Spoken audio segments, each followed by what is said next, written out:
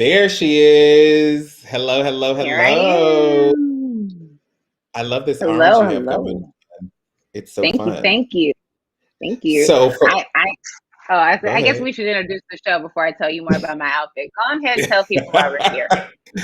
Yes, while you're here, you are watching, and for the first time ever, I'm going to tell our secret. This isn't coming to you live, but you're watching it for the first time.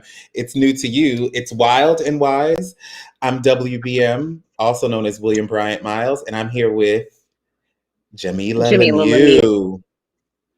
I'm Jamila Lemieux. Welcome, welcome, welcome. What an exciting show we have today, William. I know, but you're supposed to tell us about this dress, the orange, before we get into the show. Because once we get into the show, there's no looking back.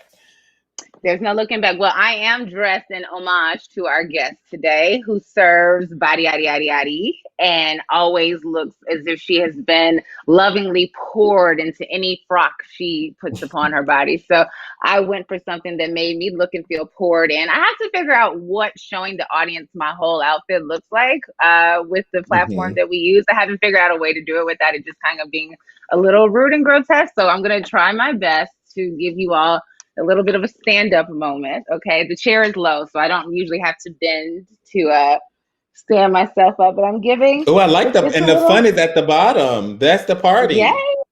that's the party, and she is a party. Our guest is a party, so I came dressed for the party today. Well, I'm still working on my summer body yada yada, so I'm not cinched. Well, I'm cinched a little bit, but I have a light hold garment on. But I did decide to just give you a little animal, both in homage to ourselves, but also to our Yep. guest. And I don't know why we keep teasing her name, like as if you don't already know it, but it is the fabulous Bevy Smith. We're gonna have a lot of fun with her. So excited to bring her in just a bit. Before we get started with Madame Bevy. Uh, we like to start with first, what are you drinking? What are you sipping on? Are you sipping on anything? I am, and speaking of summer, hot girl summer, and all that stuff, I'm sipping on water because let me tell you something. I Why is it had a glimpse, yellow? and I said the glasses, Oh. amber. Trying to be classy and cute. Now it looks like I'm drinking trifling California water. But no, I had a glimpse at what summer 2021 may hold this weekend. And I'm going to tell you, I'm scared. This was a glimpse from behind the mask, not really out there yet. It's going to be real. So everyone stay hydrated and good luck out there. Oh yeah, it's like if COVID didn't take you out in 2020, summer 21 may be what is your undoing. But I'm ready for it. I'm ready to try it all. I'm sipping, maybe we're gonna Let's call go. this the Wild and Wise because this is that same confection from last time, a little ginger beer, some spirits, and a little Elderflower. elderflower. Uh, yes. Yes. I was gonna say lychee because they kind of taste the same, but they're from different parts of the Hmm. world. And so that's what I have going on. And we like to start the show in addition to all this foolishness we're talking now, but also with our favorite, not our favorite, there's so many segments, but Hmm. at least we still have. So what you said you were out there in these streets. Sounds like you didn't want to tell us exactly why or how, and that's fine. But what's been helping you hold on? At least we still have. Well, I can't. I'll give you two answers for that. What I came prepared with this week are my new earrings from the Simone L. Smith collection, the Sister Love collection specifically. So LL Cool J's wife, and I am not reducing her to LL Cool J's wife, but there's a reason that I'm mentioning Mhm. to whom she's married, sells bamboo earrings, which is brilliant if you remember LL Cool J's Round the Way Girl, where he famously says he's looking for a woman with bamboo earrings, at least two pair. And so his wife, also the Queens, New York girl, is selling these just gorgeous, gorgeous bamboo earrings. I'm so excited to have them. They were also a nod to Bevy and to the New York women who influenced this little I mean, never will I ever call myself a Midwestern girl. I'm from Chicago. Big difference. I am not a Midwest girl. But I'm where is from Chicago Chicago? in its own lane. In its own lane. Because there's a whole lot going on in the Midwest. I won't say I'm not, influenced by Midwestern values at all, but Chicago's a very special city in the Midwest. But even with that, it is not the East Coast. It's a big city. It's a different big city. And we like bamboos and big jewelry and big colors and stuff too. And that is, I think, what appealed to me in so many ways about New York, that it was what I loved, but with an exclamation point. You know what I mean? And with a different sort of diversity, particularly considering how many West Indian immigrants, how many people from the Caribbean are there. And so that aesthetic, that style, that ghetto fabulousness that Bevy Smith embodies, that has informed how, you know, at this point, 3 generations of young Black folks have come to understand style and color. And so that was my nod. At least we have these big old earrings that we can get from Simone Smith. But as far as the streets, I'm just going to say I went to Lamert Park, famous for it being the neighborhood where Moesha took place, if you're not an LA person. Um, and it is one of the, in LA, I guess, one of the largest Black communities, and also from my experience thus far, one of the Black communities that you can go to in the way that you can go to Bedford Stuyvesant in New York, or Harlem, or that you can go to, you know, parts of South Shore and Chicago, or that you can go to South Shore, you know, parts of DC, and you know where the Black folks are, you know where the Black businesses are. There's community, there's love, there's energy. And having accidentally moved out the hood during the pandemic, because maybe I wasn't quite thinking, it was really beautiful to go back and to tap into that. And I was there for a, you know, Sunday flea market situation, and the men and the boys are out. And William, this is going to be a summer.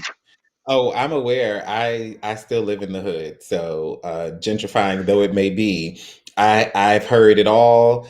Um, People have been using these PPP loans to get, like, the churches have new sound equipment. So I've been hearing it all over the community. The Sugar Hill Supper Club was in full swing. 2020 was actually Praise very good God, to them. Sugar Hill Supper Club surviving COVID is the best No, news I've heard all day. you Are you clearly kidding haven't been me? around Sugar Hill. So for those who don't know, Sugar Hill is an iconic venue in Bed-Stuy.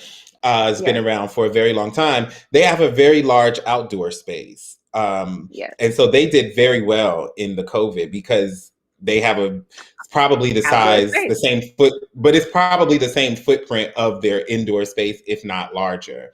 So they were able to host all kinds of events last summer: parties, weddings, bar mitzvahs, bat mitzvahs. You Like see me pushing they, the camera back so I could give a little bit more body, like not subtly being like, just show you a little bit more.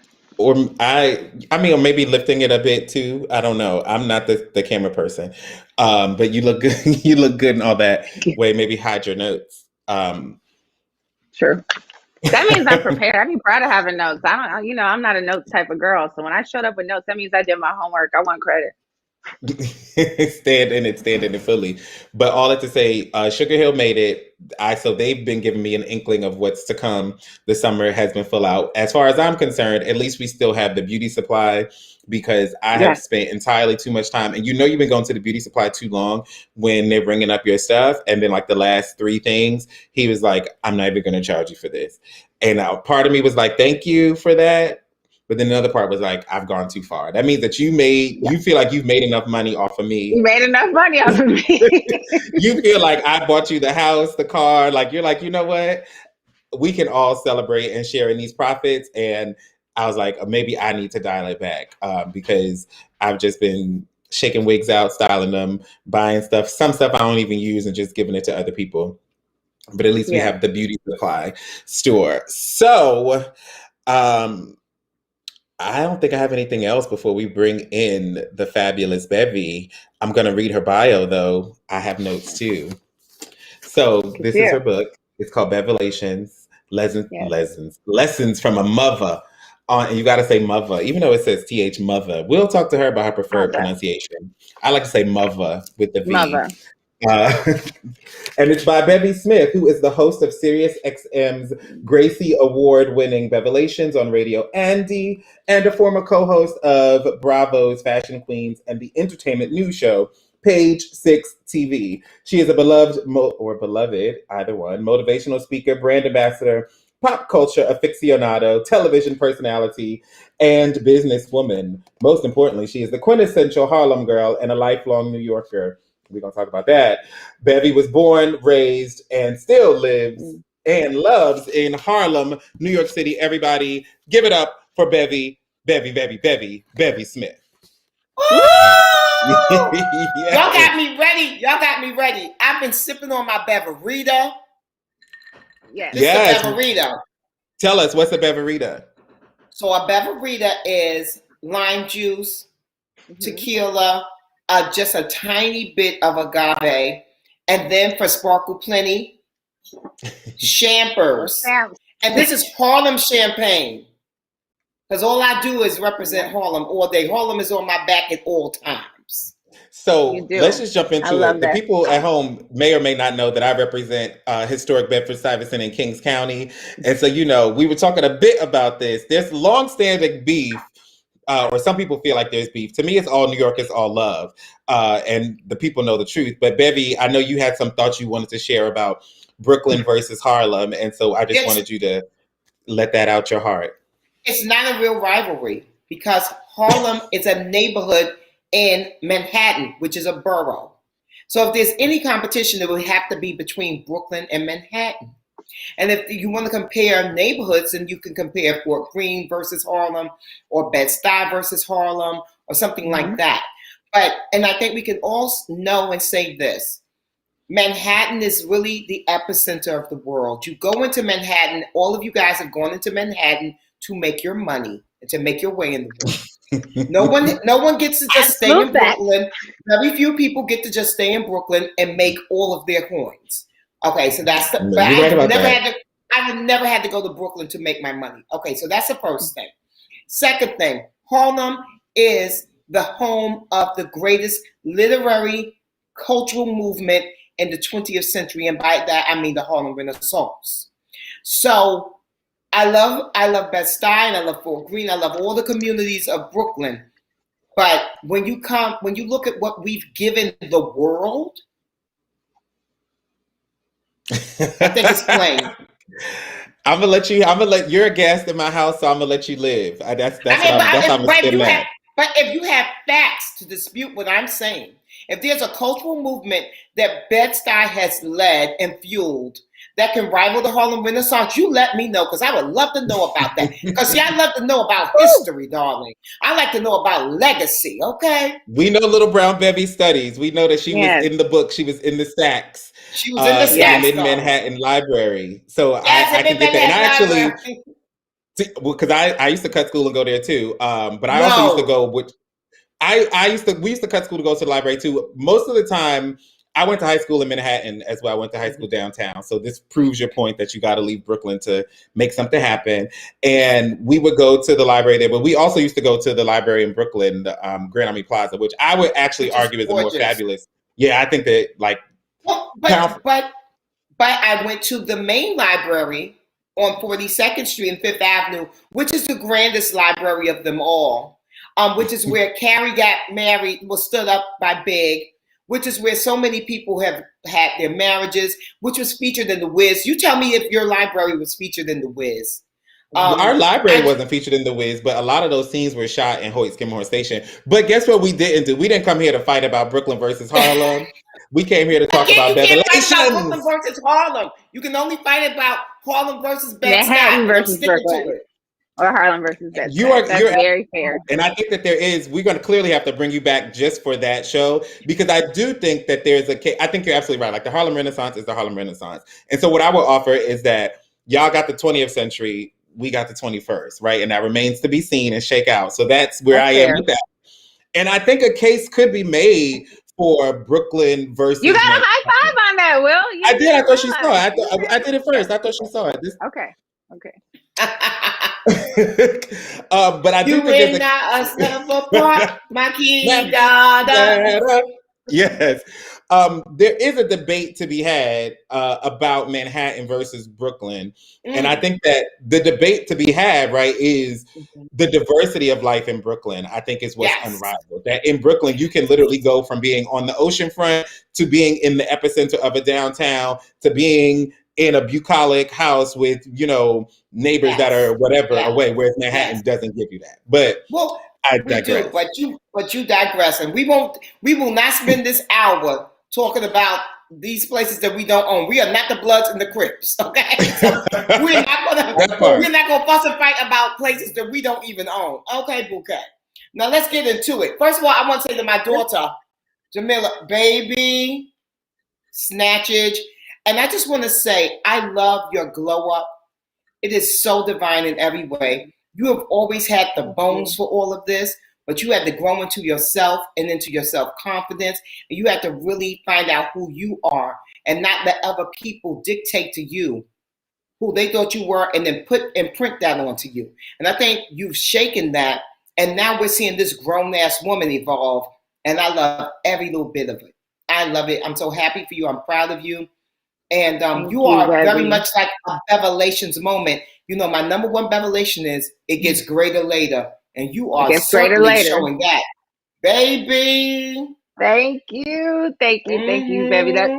That means a lot to me to hear that from you. And this book was very timely for me, especially being, you know, around that age that you were, where you made that decision, you know, that changed your life forever, that you were going to, you know, walk away from a very successful career into the unknown. You know, but I have to say, from when we first met, you looked at me and you said, I got my eye on you. You're going to be something. Yes. You're going to do something. You know, the way that you pour love on the people you meet in general. But I have to say, you keep your eye on the girls and the boys in this business, and you keep us lifted and encouraged, you know, with your words, but also with your example. So I want to talk about it getting greater later. You know, I think it's something, I suppose everyone does realize that you have to get to the later to realize that it's getting greater later, right? Because you spend your 20s and, you know, the earliest part of your 30s with all this, oftentimes this anxiety about this deadline, this idea in your head of when it's supposed to be settled, when I'm supposed to be the thing I'm going to be when I've grown up. And then, like a lot of people, you in your mid-30s realize that the thing that was working out very well for you just wasn't.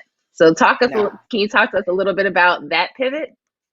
Yeah, I mean, you know, I was just very successful, and I was one of the very few Black people in luxury fashion. And I'm talking about, this is the late 1990s, the early 2000s. And so now, of course, we go to, you know, Paris and Milan, and we see lots of Black folks there, and we see lots of Black celebrities. And we have Edward Enninful at British Vogue, and we have, you know, Elaine Welteroth, who was the first Black editor-in-chief of Teen Vogue. And we have all these examples now. But when I was doing it, it was a very solitary pursuit. You know, there was Andre Leon Talley. Luckily, I had Emil Wilbekin, who was the editor-in-chief, well, first the fashion director at Vibe, and then later on the editor-in-chief of Vibe. So he was my partner in crime. But other than that, it was a very solitary pursuit. So I spent a lot of decades. I spent like 2 decades pursuing this career. And I became the fashion and beauty advertising director. And I broke all the big business, the Pradas and the Gucci's and the Dior's and all that. And then I get here and I'm sitting front row and I'm dining with Tom Ford and I'm doing all the things, darling, all the things that you could ever imagine from a girl who's from 150th Street and 8th Avenue. And I'm flying first class, and I've got the corner suite at the largest luxury hotel in Milan, and I'm staying at the Hotel Coast, and I'm doing all the things. And then I realize I'm miserable. And it ain't everything that I thought it was going to be cracked up to be. And then I have to look at myself and I have to say, how do you get out of this? Because this is actually a gilded cage that you've created.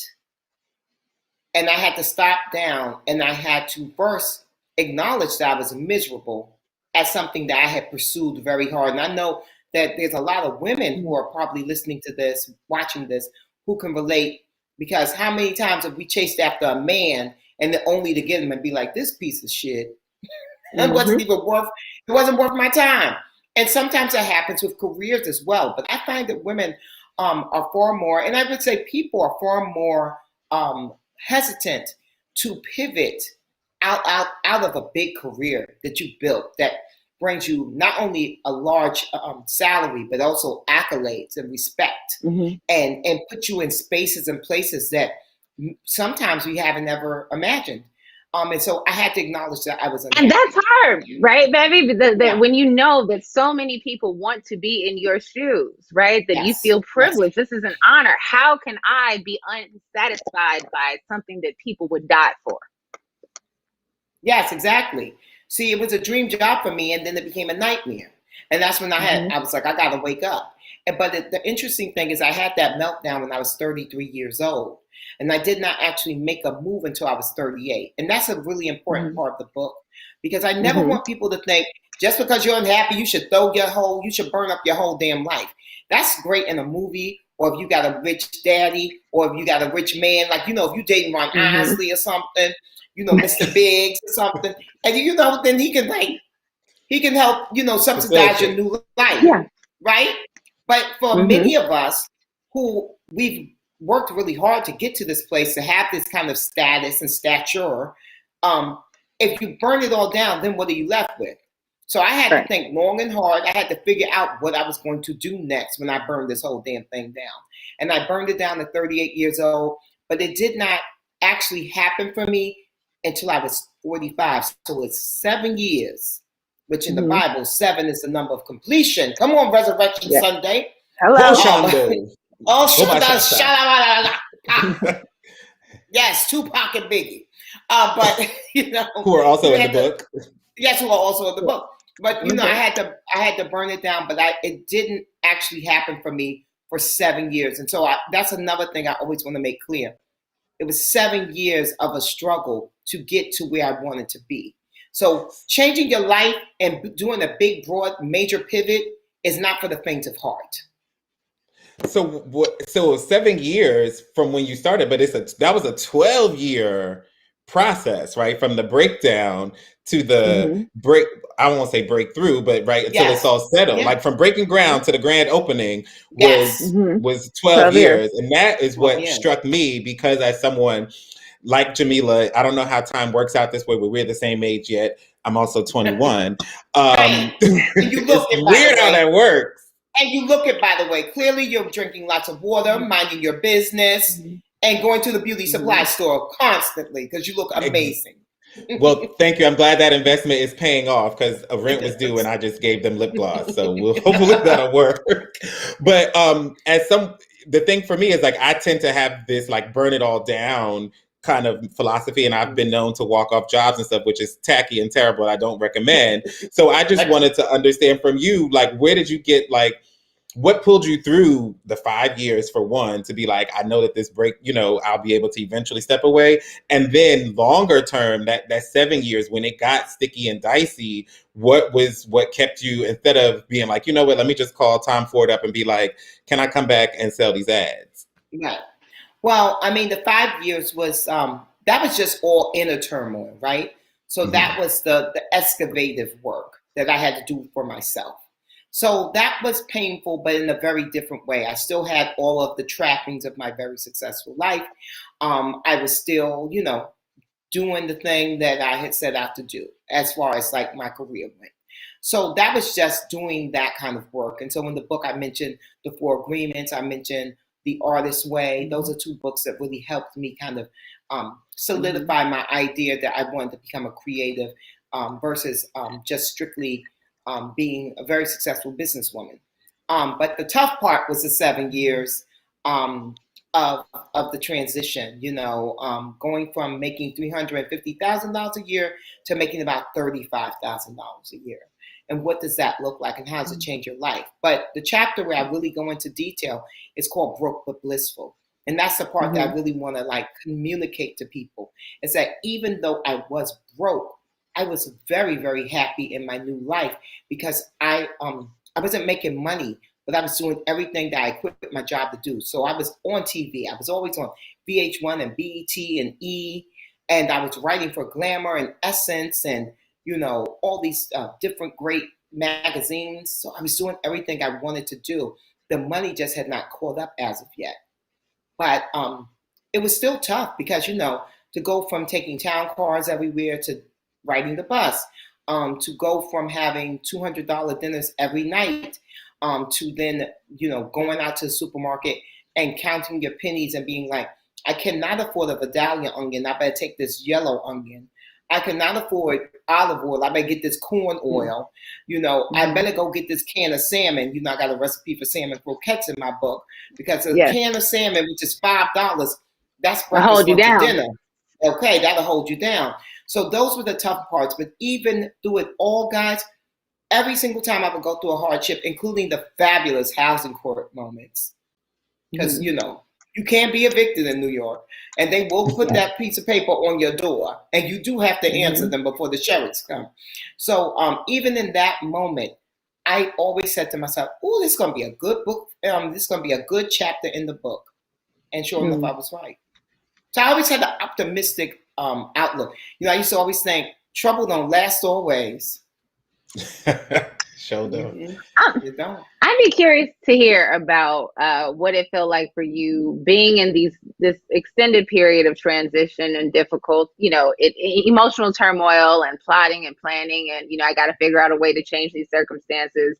When people look at you and see contentment, right? Because we see someone being successful, and we assume that on some level they must be happy with their lives, they must be Mm-hmm. okay, right? And so for you to be, especially at the point in which you don't have the salary anymore, right? But people still see you in the same, as they should. You're the same woman. You've had the same accomplishments, but there's still this thinking that she must be okay. She doesn't have hard times. She can't be stressed about money. She's Bevy Smith, and you're having this very different experience. How did you balance that? Well, here's the thing. I am of the mindset that I had I never was ashamed of my circumstances. So in the book, I talk about the guys at the corner that own the barbershop Mm-hmm. stopping me one day and saying, "Are you okay?" And I'm like, "Yeah, why?" And they're like, "Because we see you taking the bus. You all right? Like, what's going on with you?" I was like, "Oh, I'm Yeah. changing my life. Like, yeah. I quit my big fancy job, and yeah, I'm kind of broke now, but so I take the bus." Yeah. And they were like, Mm-hmm. "Oh, okay, but you all right?" I was like, "No, I'm fine, but I'm just broke." I mean, listen, I live Mm-hmm. in Harlem. The annual household income for four is under $40,000. So to Yeah. me, I felt like, what's the big Still deal being okay. broke? A lot of Mhm. people around you are broke and manage to have very nice lives, even though they have financial difficulties. It's not that big of a Most deal. people are broke. That part. Most people are broke, That and we part. don't talk about money enough, which is why Yes, Yeah. yes. my question was. It's tied to what you're talking about. What Jamila mentioned when you were in those rooms with your peers that made $350,000. Was the conversation the same as it was with the guys on the street? Like, I'm broke now, but it's cool. Or did Yeah. you have to No, no, move no. It was different? no. Well, I moved differently because I couldn't afford to go downtown. Because I couldn't afford a $50 cab ride. So if Mhm. someone wanted me to come to their gala or to their event, maybe we just really want you there. Well, you're gonna have to send a car for me And for because me. I don't have $100 for car fare. Mhm. And then folks would send a car for me. It was not. I mean, Yeah. because I was so not ashamed because I knew that my Mhm. circumstances didn't define who I was. So Mm-hmm. it was nothing to be ashamed of. We all go through hard times. And Mhm. so this was just a moment where I was having a hard financial time, but I was having the most amazing, purposeful, personal time. I was having all these creative epiphanies. I was I was electric. I was light. I was energy. So I had no problem with telling folks, anybody, I'm broke. That's the reason why I had no problems with calling my friend Dr. Sherry when she was living in Shanghai, which is, part of the communist China, and being like, girl, I need some money. And she had to run around trying to figure out how she was going to get money wired from communist China to America. But we made it Mm-hmm. happen. You know what I mean? So it was nothing. And then, of course, and now you look at it, and I'm back, and I'm still black. So it's nothing, per. Now, let me ask you a question. If the money didn't show up the same, right? Like say all your needs were met, so you would have still been able to pay your rent, but Yeah. the $200 dinner still felt a little far. Would that still have been okay? Like, was that light enough to carry you in perpetuity, or did we still need the I coin? well, I think about it this way. When I quit my job, it was literally because I wanted to be a theater actor. And so I knew that theater Mm-hmm. actors don't make the same amount of money as TV and film actors. So in my spirit, I thought that I was prepared to just do what I love and be able to make a good living out of it. I know now that I'm a Scorpio and money comes to me and money loves me. Money just don't like to be without me. You understand what I'm saying? Mm-hmm. I let money go, and then money come running back. Money be like, Bevy, where have you been? I love you so much. So really, honestly, I'm always going to be okay. I'm always going to do well, because even if I have a lag in it, it's always going to pop right back up. And I've seen that time and again. And so I live in that space. I walk in that space. I'm good financially because that's just the way it's going to be. Well, also too, I've learned so much about who I am, and I know that I'm very ingenious when it comes to creating something. Right? I am actually an accidental entrepreneur. I created Dinner with Bevy because I was broke, and by creating Dinner with Bevy, now I have all these amazing relationships with celebrities, which also feeds the work that I do when I'm interviewing celebrities. Or, I just started acting, and, I'm acting with people that have come to Dinner with Bevy events. And I'm just like, this is surreal. Look at you, 10 years later. You're doing something that you always set out to do. So, yeah, I'm not ever that worried about money. I'm smart. I'm savvy. I'm a very good negotiator. I do not have any problems asking for what I'm worth. I have no problems asking for half of my money up front and 50% upon day of the event. That's a new version of Aretha Franklin. You know what I mean? They ask for the money, on a brown paper bag. I'm like, you can just wire it. I don't need it in a brown paper bag. But, so I think those are things that as Black people, especially when we're working in these kind of heady spaces, we have to stop being so grateful. We have to know our value and our worth, and we have to ask for it. And then sometimes we have to demand it. Like I just actually had my agent go back and renegotiate another thing because they came back with a number that I just was like, that's not sufficient. And we had to go back 3 times when I got the coin that I wanted. Okay, bouquet. Cheers. Cheers to that. Cheers to that. As your friend Biggie used to say, get money. Get money. And I don't have nothing else to add to that. Get the coin. But it's funny you brought up Dinner with Bevy, because when Jamila and I, we must have been like, 6 or 7, if you do the math. Yes. Sneaking into clubs and such, like Drew Barrymore. Tiny babies. We were like the Black Drew Barrymore, basically. And I remember that. I remember that moment, and it's so funny because from where we sat, right, like we had no idea that this is like what we would now understand as a rent party in some ways, I guess. Like I'm trying to get this coin. Like to us, it was so fabulous and so. It was though. It was deliberate. All those things, but it was. It was literally. It was born out of the fact that it was a service that needed to be done, because there was no way for these Black celebrities to get in the room with Vogue and Harper's Bazaar and GQ and Esquire and in front of Saint Laurent and Vuitton and all these other big brands. It literally did not, it couldn't happen. Like, you guys have to remember something. 10 years ago, if a Black person even got a paragraph in Vogue, that was something that we celebrated. It was like, oh my God, did you see that paragraph in Vogue? Now, of course, they're putting us on the covers. We own the whole Vogue.com. They pander. But back then, it was a really big deal. And so my dinner parties helped facilitate those kind of relationships. So it was not a rent party, because what I was doing was not just because I needed money. I was in service to these celebrities, and I was helping them. And to this day, they remember that. You know what I mean? Like I did a party for Swizz Beatz where that's how he connected with Paper Magazine, who put him on the cover about his art. You know what I mean? So these are things I was doing. I introduced Misty Copeland to Nelson George, and that's how her documentary was created. And he had never even been to a ballet.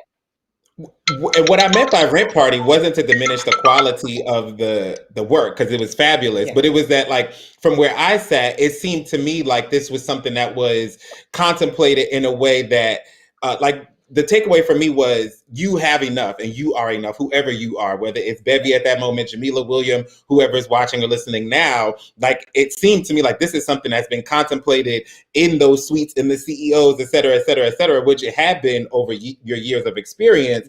But it also was something born out of an immediate need of like, well, right now I need to make this happen. And so that's what I meant by the rent party, not the quality of it, but the fact that the impetus was like, tomorrow I got to make something happen. What do I know? And that was like, yes. What is in my hands, right? What is in my hands? Mm-hmm. And I love that, William. Like, you guys are young and creative and beautiful and vibrant. And I love to see the way you get to move. You know what I mean? Because your journey is not going to be as arduous as my journey. And that's the way it should be. I resent when older people talk about how good y'all have it. Y'all should have it better than we did. Then what the hell were we going through the struggle and the strife for if y'all don't get to waltz into certain rooms and make things happen? You know what I mean? So I'm glad that you guys have this platform and that you have these voices that can be heard, and you don't have to pander and you don't have to kowtow and you do not have to go in with your hand out like alms for the poor. No, you walk into rooms. I can already tell, William, you walk into rooms letting them know. You kick in the door waving the 4-4. You know what I mean? Can confirm. That's your spirit, and that's a beautiful thing. Now, if you had come up in the late 1990s, that may not have worked out for you, because back then there had been no one to grease the kind of there had been no one to like kind of ease the way for you. So by the time you show up, they're like, okay, this young man is actually making sense. What he's asking for is not so insane. He's asking for equity. He's asking for equality. Okay, this makes sense.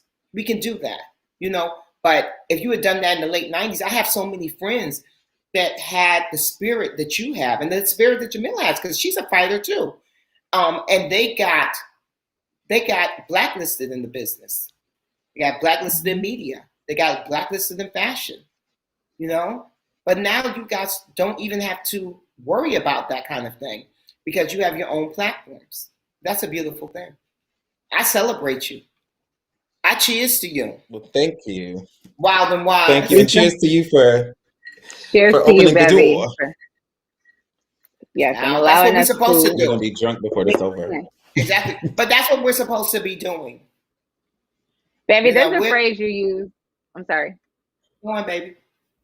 I'm sorry. There was a phrase you used in the book that I loved that makes me think of what you're saying right now about who we are and how it might have been a different walk for us in the 90s. You talked about getting this devastating news while you were at City Island, which you describe as being down market to some, but bougie to others, kind of like yourself, right? Yes. I think that is something that William and I both deeply connect to. In some rooms, we are the bougiest thing ever and cannot be believed. And in others, we are down market, right? And so I think that for a long time, Black folks have, particularly to survive in spaces like media and the arts and, anything where there's visibility and prestige, that you have to be one or the other, right? And if you fit into one box, we've got something we're going to do with you. And if you fit into the other one, there's a whole lot of things you can do in front of and behind the camera, right? Yeah. And so that we're no longer being asked to lose that authentically down market part of ourselves in the way that we may have 20 years ago is something that you absolutely deserve a lot of credit for. Oh, thank you, baby. Well, you know what, though? It's interesting because before I went to work at Vibe, I had never worked with Black people. And then I left Vibe and went to Rolling Stone, no Black people. And what I realized is that, because I had this opportunity to work at Essence, and when I went there, I realized that that would be hindering my most authentic self in the same way as if I had went to work for a white place. Because at that time, Essence magazine was a very specific type of Black person. Absolutely. And it was decidedly not a hip hop hottie like myself. It was not, you would not go into the offices of Essence magazine until actually fairly recent and actually hear hip hop being played. Like that didn't happen. They didn't put Lil' Kim on the cover. They didn't put Foxy on the cover. You think When about it. they put Kim on the cover, and shout out to Akisi Britton, she's a fabulous writer, but they allowed a writer to pen an open letter to her as opposed to Right, engaging her like a traditional journalistic right, subject, which is right. incredibly insulting. Yeah. So when I got there, I was like, well, I'm already really like vested in my life as a very hot girl, hip hop hottie moment. And I don't want to go to a company where I'll have to like show up in an Ann Taylor suit and like, you Mhm. know, kind of like just be just respectability politics 101. Wasn't interested in it. And so I declined the situation. And then Vibe called me, and it was the first time that my professional and my personal life was able to collide, and it was perfect. If Black Panther had been out, walking into the offices of Vibe was like walking into Wakanda. We were beautiful and black. Some of us were highly educated. Other people didn't even have high school diplomas, and everybody was mixed into this beautiful melting pot of black culture in service to the culture. Oh, it was the most magnificent thing, and I don't think we've had that since. I have a lot of thoughts on the community at large and how we ended up in that space and just the performance of blackness in white spaces and the performance of whiteness by black people in black spaces. So everything you're saying is speaking to me. Um, yeah, I actually want to jump back to something you mentioned earlier. So Jamila and I met at a black space. We went to Howard together. That's how we knew each Okay. other, know each other. And we both studied theater at Howard. And so you mentioned that you wanted to be a theater actor. So I just Yes. wanted to take a little bit of time with Little Brown Bevy to geek out about like some of your favorite theatrical productions, dream role, just whatever is on your spirit about the theater. The Because we theater. don't get to see black theater folk who, talking about these things very often. Well, I have to tell you. So for me, like I love James Van Der Zee, and I love Jacob Lawrence, and I love Zora Neale Hurston, and therefore I love August Wilson. And what all those people have in common, all those artists have in common, is that they looked at the common black person. Because see, as much as I love the Harlem Renaissance, a lot of it was geared towards the talented 10. And the people that came from the South, that were not highly educated, that were domestics, that were porters and things like that, they were not talked about in the Harlem Renaissance. They wanted to make sure that those kind of people were kind of put in the back because they weren't uplifting the race, right? But Jacob Lawrence painted them beautifully. Zora Neale Hurston, her whole career was really, kind of demonized by Anthropology. many. Okay, so I love August Wilson because when you look at his plays, it's about the humanity of the common Negro, the common black person. And so, yes, a goal of mine would be to do anything in the August Wilson play, even if to be the charwoman, just like, just any little thing. I want to do musicals. I love to sing. I'm not the best singer, but I sing all the time. And I love to do it. And I grew up on musicals. And when I was a kid, you had to work in movies, you had to be a triple threat. Like I'm watching old movies, 1950s movies. I'm not that old, but I would watch old movies. And you would see these people that you could tell they dance really well, but they couldn't really sing, or they sang really well, but they couldn't really dance. You know what I mean? So I think of myself as that kind of person. Like I think I will become a very good actor, and then I can like belt out a couple of tunes. They will modify the music for my vocal ability. And then, I love a good high kick. So, I'm going to go and see about Debbie Allen, teaching me a few things. And yeah, we'll get that going. But yeah, that's definitely my goal. In the book, I talk about wanting to be an EGOT. And I do believe I'll get there. I think I will be at least nominated for everything, but I think I'll win everything. I'm just going to put it out there. I mean, why not? Why the hell not? Why not? Why not? I always say if we're dreaming, why not dream the most fabulous dream? If we're making it up, might as well. That's a chapter in my book, Dare to Dream. We have been taught to even minimize our dreams as Black people. You think about it. Like even if you come from a wealthy background, as a Black person, your dreams are still very limited as to what society will deem acceptable from your class, from your ilk. And that's not okay. I cannot tell you how many of my African girlfriends, their parents were devastated. Yvonne Orji talks about it all the time.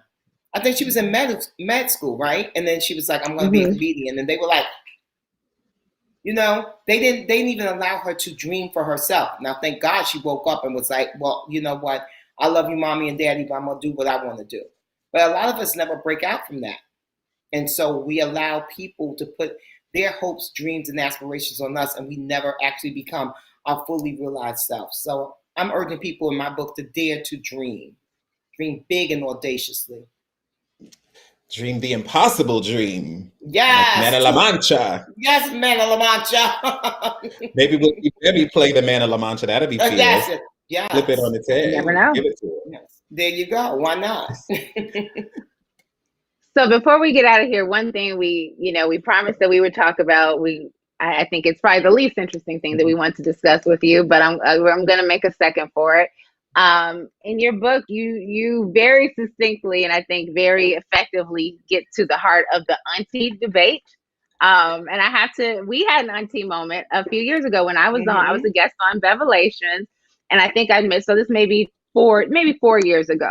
So, I was, how old was I, William? 19. But I made a joke and I referred to myself as an auntie, and you said, no, you are too young for that. You are not at that age yet. Do not call yourself an auntie. Do not let these people call you an auntie. And you said, look, there are people who can call me auntie. Drake can't call me auntie because I'd fuck Drake.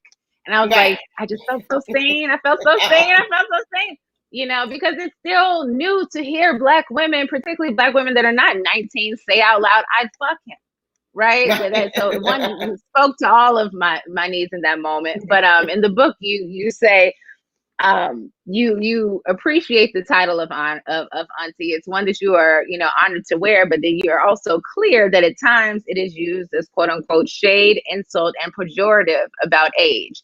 And I think there's a big disconnect because there are people that are saying it in a loving way, and there are people that are saying it in a shady way. And so when you have folks like Ava DuVernay or Oprah Winfrey publicly say, I don't want to be called that, a lot of people, thought it was a class thing, or that it was, something else. But I think that they, too, were hearing perhaps, even when, were it present or not, that shade and that pejorative thing around age, it means a lot to women, right? When you tell somebody that, because if the implication is that you are no longer something that you once were, and that was not your decision to change, right? So talk about what an auntie authentically is to you, and why you are proud to wear the title under the right circumstances. You said people under 35 are allowed to call you auntie. Over 35, that's a no-go.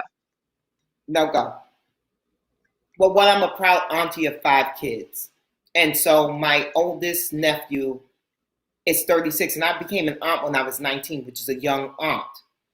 My sister was a teen mother, and that's the reason I became a young auntie. So she cursed me. No, but my nephew is amazing. And now I'm a great aunt because of him. I have a little 5-year-old. He's 8 years old. Great nephew.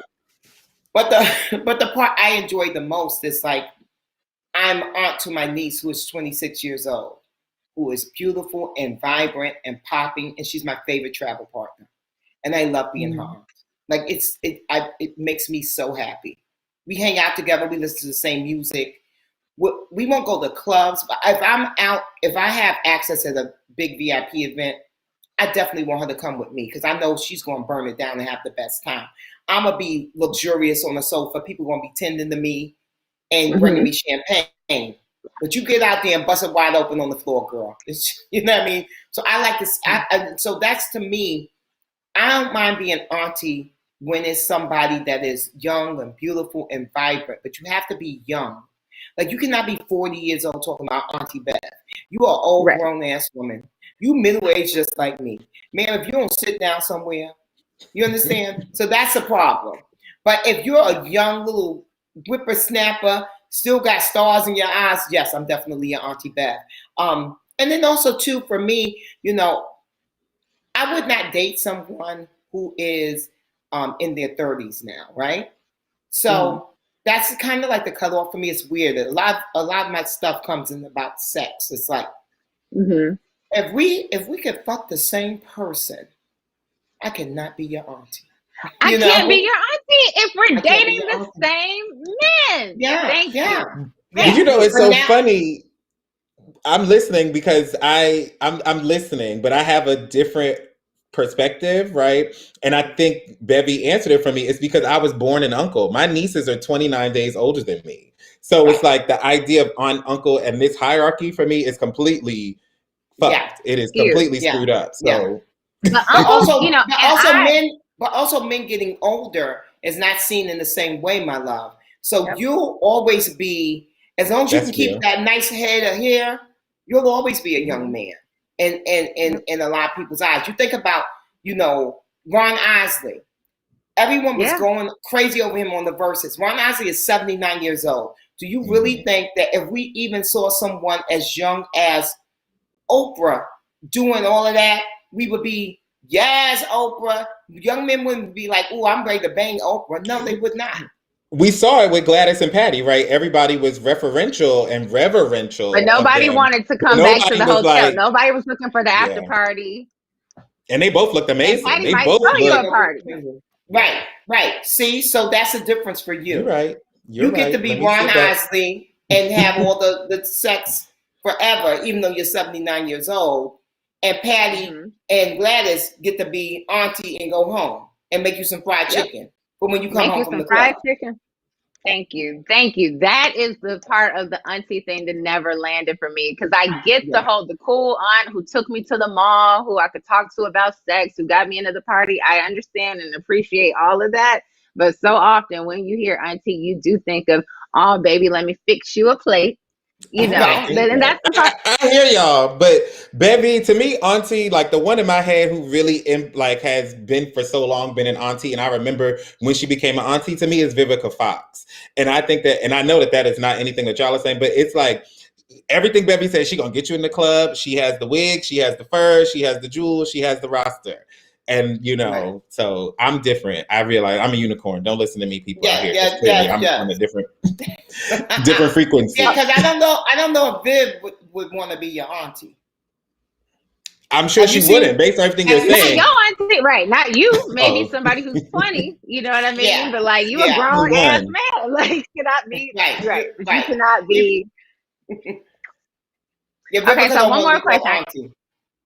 Oh, you know what? But I want to say this really, really quick. One more time. One more thing. And I know that people were using it negatively when they call Mary J. Blige auntie. And I really resent that, because she shows up in bikinis slaying everyone of every age.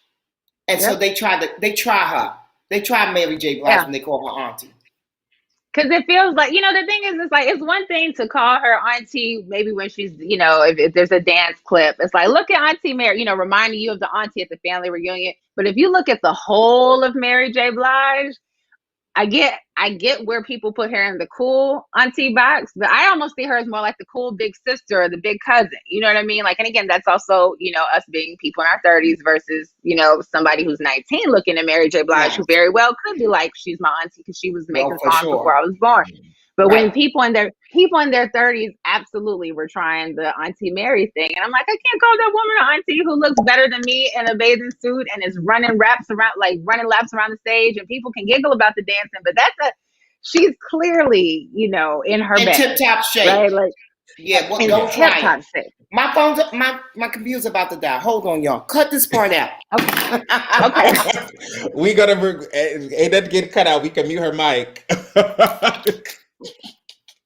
Live pre-tape television. Exactly, it's live. We don't have that budget to edit. That's extra. Okay. But what to me is the auntie thing, and I hear this, and this is what I'm saying. I am a unicorn. I'm from the future. I'm finally accepting that about myself. But I always thought of auntie, like, to use it in that sense. I've always thought of auntie as someone fabulous, right? Like, yes, I've never thought of it as Nana, right? Everything that y'all use to describe like auntie to me has always been kind of like nana and like, Yeah. you know, but I guess, like I said, my whole family situation is fucked. So I'm like, to me, Mary is an auntie because of her actual age, but then it's like, she's fabulous.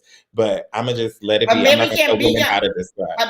but Mary can't be your auntie because if you're over 30 something, like, yeah. But that's what I'm saying. In my Yeah. family, Mary can't be my auntie because my nieces are 29 days older than me. My nephew Right. is 2 years older Yeah. than me. So Yeah. I'm ruined. Is But that's basically the what we whole, yeah. learned. But that's your game. But I guess the point being, you know, I've never heard Uncle Jamie Foxx. I've heard Uncle Right. Steve Harvey. Yes. You know what I mean? But he had to be near 60 to get to that point, right? Like, Yes. and Right. Steve You're Harvey's right. You're right. You're also right. never been on the stage doing all the sexy shit. You know, I mean, so it's Yeah.